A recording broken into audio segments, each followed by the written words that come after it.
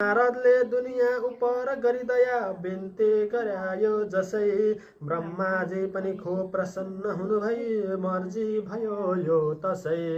अब ब्रह्माजीले व्यक्त गर्नुहुन्छ नारदजीलाई भन्नुहुन्छ हे नारद सब पाप हर्न कनता रामायणका सरे अर्को मुख्य उपाय छैन सबको हित यही छ अमृतसरे।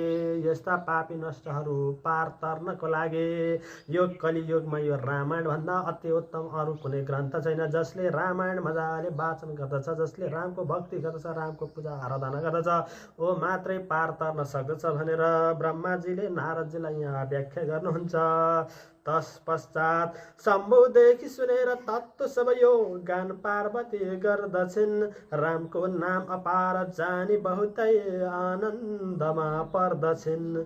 जसले गान गर्दछन् नित सहज संसार पार तर्दछन्। कालैको पनि ताप हुँदैन भय सब तिनका सहज टर्दछन्।